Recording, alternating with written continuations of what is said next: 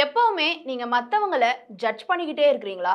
அப்போ மத்தவங்களுக்கு அது பிரச்சனை ஆகிறத விட, உங்களுக்கு அது நெறைய சைக்காலஜிக்கல் ப்ராப்ளம்ஸ் குடுக்கும். சைக்காலஜிக்கலி இன்னொருத்தவங்கள ஜட்ஜ் பண்றவங்களுக்கு என்னென்ன மாதிரியான ப்ராப்ளம்ஸ் வரும் அப்படின்ற டாப் 5 ப்ராப்ளம்ஸ் பத்தி தான் இந்த வீடியோல நீங்க பார்க்க போறீங்க.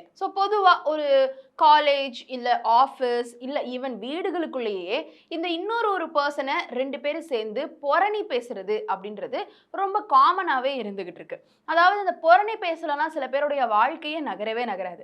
அவங்க நெனச்சுக்கிட்டு இருக்காங்க, பொரணி பேசும்பொழுது இது யார பத்தி புரணி பேசுறோமோ அவங்கள தான் அஃபெக்ட் பண்ணுது அப்படின்றது. இப்போ ஒரு பெர்சன் இப்போ நீங்களே எடுத்துக்கோங்க. உங்கள யாராவது புரணி பேசுறாங்கன்னா, உங்களுக்கு அது ஒரு நெகட்டிவ் இம்பாக்ட் குடுக்கும் தான். ஆனா எத்தன நாளைக்கு? அதுலருந்து ஒரு நாள் நீங்க மீண்டு எந்திரிச்சு வந்துட்டீங்கன்னா, அதெல்லாம் பின்னாடி பேசுறவங்க 1000 பேர் இருக்காங்கப்பா அப்படின்ற மாதிரி போயிட்டே இருக்கிறதுக்கான ஒரு மனநிலை வந்துரும். வேறஸ் அந்த புரணி பேசுறவங்களுக்கு லாங் டர்மா நெறைய சைக்காலஜிக்கல் ப்ராப்ளம்ஸ் வருது. அதுல நம்பர் 1 என்னன்னா ஆங்ஸைட்டி. இப்போ ஒருத்தவங்க இன்னொருத்தவங்கள பத்தி புரணி பேசுறாங்க அப்படின்னு வரும்பொழுது, அவங்களுக்கே ஒரு ஆங்ஸைட்டி, ஒரு கான்ஷியஸ்னஸ் வந்துரும். தட் மத்தவங்களும் அவங்கள பத்தி இப்படிதான் பேசுவாங்கன்னு. அதனால மத்தவங்க நம்மள இப்படி பேசிறக்கூடாது, மத்தவங்க நம்மள அப்படி பேசிறக்கூடாது அப்படின்ற பயத்திலேயே அவங்க வாழ்க்கைய சரி பண்ணி ட்ரை பண்ணி மத்தவங்களுக்காகவே வாழ ஆரம்பிக்கும் பொழுது, அது எவ்வளோ பெரிய ஒரு மனவலியையும், ஆங்ஸைட்டியையும் குடுக்கும் இல்லையா? அது நாளடைவில அவங்களுக்கே தெரியாம அவங்களுக்குள்ள டிராவல் பண்ணிக்கிட்டு இருக்கும். புரணி பேசுறத ஒரு போதையா அவங்க அனுபவிச்சுட்டு இருந்தாங்கன்னா. நம்பர் 2, அவங்க மேல அவங்க வச்சிருக்கிற செல்ஃப் எஸ்டீம் குறைய ஆரம்பிச்சுரும்.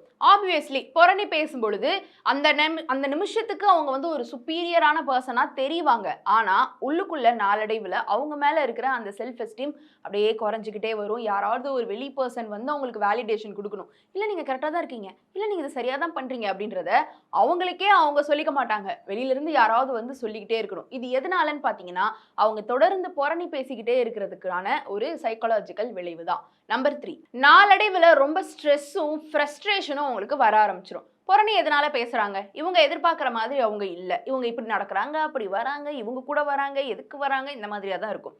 தொடர்ந்து இவங்களுக்கு என்ன மாதிரியான ஒரு ஃப்ரஸ்ட்ரேஷன் வரும்னா, இவங்க எதிர்பார்க்கிற மாதிரியான மக்களா அவங்க இல்ல அப்படின்னு வரும்பொழுது, இவங்க நெனச்ச மாதிரியே எல்லாரையும் மாத்த ட்ரை பண்ணி, அதுல தோத்து போய் ஃப்ரஸ்ட்ரேட் ஆயி ஸ்ட்ரெஸ் ஆவாங்க. அது அவங்கள தான் பாதிக்கும். நம்பர் 4, ஐசோலேட் ஆகி லோன்லி ஆயிடுவாங்க அவங்க வாழ்க்கையிலேயே. எல்லார பத்தியும் புரணி பேசிக்கிட்டு இருந்தா, ஆப்வியஸ்லி அவங்க கிட்ட போய் ஒரு நல்ல உறவு வச்சுக்க முடியாது. அது அவங்கள கடைசில தனிமைப்படுத்திரும். நம்பர் 5, நெகட்டிவ் திங்கிங்கும் கடைசில டிப்ரஷனும் வந்துரும். கான்ஸ்டன்ட்டா இன்னொரு ஒரு பெர்சன பத்தியே ஃபோக்கஸ் பண்ணிக்கிட்டு இருக்கிறவங்க, எப்ப அவங்க வாழ்க்கைய ஃபோக்கஸ் பண்ணுவாங்க? அண்ட் ஆல்சோ இன்னொருத்தவங்கள பத்தி அவங்க புரணி பேசுறது அப்படின்றது நெகட்டிவான டாக் தானே. அது பாசிட்டிவா ஒண்ணும் இல்லையே. அவங்க மைண்டுக்குள்ள இருக்கிற பேட்டர்னே எப்படி ஆகுது? ஒரு நெகட்டிவான திங்கிங் பேட்டர்னா தான் ஆகுது. ஒரு வாழ்க்கைய பத்தின ஒரு உயர்வு, ஒரு